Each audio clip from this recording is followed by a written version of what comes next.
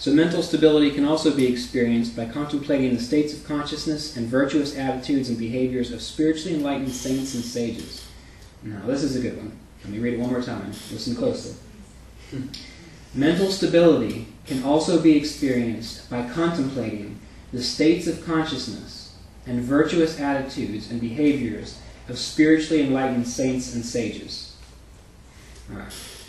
One time Roy told a story.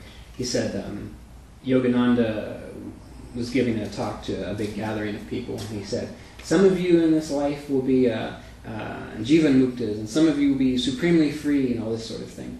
And he said, later on, a lot of people were like, well, gee, is he talking about me? Is that me he's talking about? Could it be me? No, it's probably not me. Okay, so here's the thing. If one person was saying, could that be me? And they were doubting it, more than likely it's not them. Okay? If they were saying, well, surely that's not me, it's not them. Okay? If they said, oh yeah, he's talking about me, that's the one. Those are the people who are going to wake up and be supremely free in this lifetime. So if you're thinking to yourself, that can't be me, that's not me, quit thinking that way. All right? And start wondering, how can that be me? All right, what do I need to do to be that way? And the way you do that is by doing what we're doing here, learning this stuff, practicing the meditation daily, but also contemplating people who have woken up, how they can be and do and think and act the way they do. Because they're functioning on a totally different level than most of us are. Okay? When we think about accomplishing things, oftentimes, at least in average consciousness, we think, okay, we have to do A, B, and C, and hopefully that will work out. We have to figure out the equation, and hopefully that will work out. And then you go through A, B, and C, and it doesn't work out. I'm like, well, obviously I did something wrong. All right. Now, the way a lot of these folks work is instead of trying to figure out the little details, managing the details of their life and achieving what they want, simply what they do is they get in their mind what they want to achieve. And they're like, okay, this is what I want. I don't know how I'm going to get there at the moment, okay? But I know I'm going to get there. And so what they do then is go into meditation, get extremely clear, and then they simply send out, do it however you want, but this is just how I think about it. They simply send out the waves. This is the end result. Now, fill in the gaps. And the thing they're telling to fill in the gaps is this infinite consciousness, which contains every person, everything. It contains everything you need to achieve what you want, okay? So even if you don't know the people right now that can help you out, if you leave that space within your consciousness, they'll come into your life, okay? And you also have to realize that don't be attached to certain ways of it working out, okay? So if you only know a certain group of people and you think that's the only way it's going to work out, you are limiting the ability for it to work out, okay? If you're trying to achieve something, even in meditation practice, if you don't know how you can wake up in this life, but you know you want to, all right, you simply say, hey, look, I want to wake up in this life. And you float it out there in your consciousness, this infinite consciousness, and you say, fill in the gaps. What do I need to wake up? And then you might pick up a book. You might meet someone. You might have an idea. Well, hey, maybe I could, start eating more carrots, whatever it might be. If it comes into your mind, follow that impulse, follow that inspiration.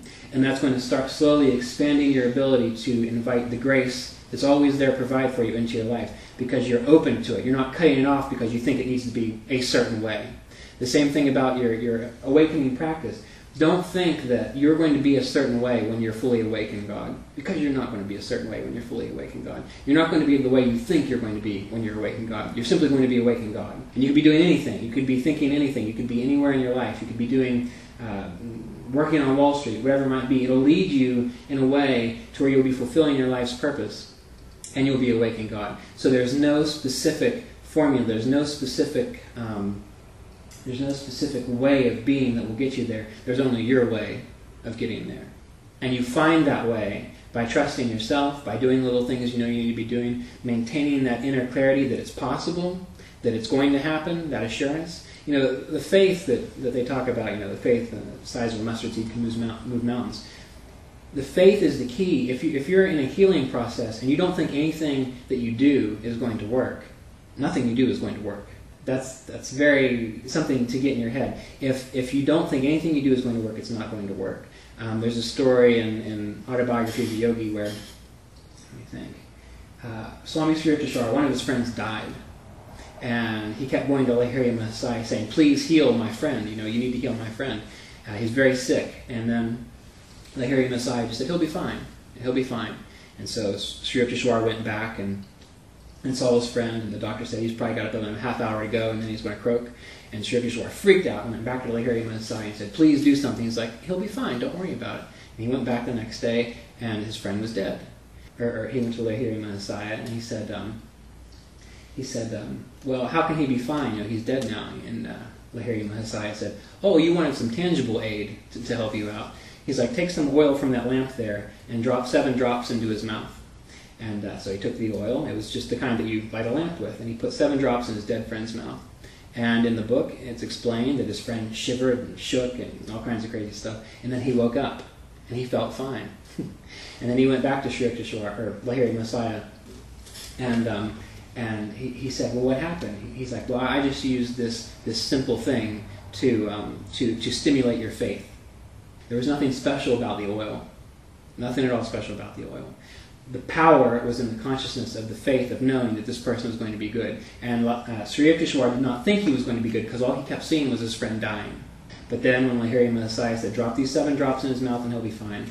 And then later Lahiri Mahasaya joked and said, no, just walk around and drop 7 drops in every corpse's mouth and we'll raise everyone. But you see, that's the thing. Faith is simply moving beyond the mind, moving beyond the thoughts, and trusting in this infinite power which beats your heart, which has supported you throughout your life up until this point, and letting it do its thing.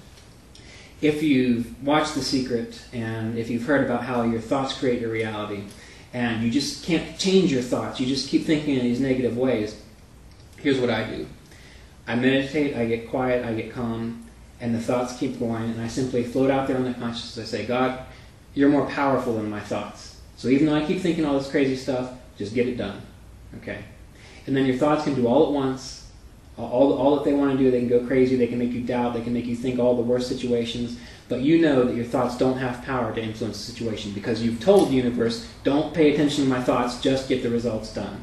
And that's one way you can transcend those negative loops that you've got going on in your mind. And then eventually the negative loops stop. So that's one way you can do that. All right, it's very helpful.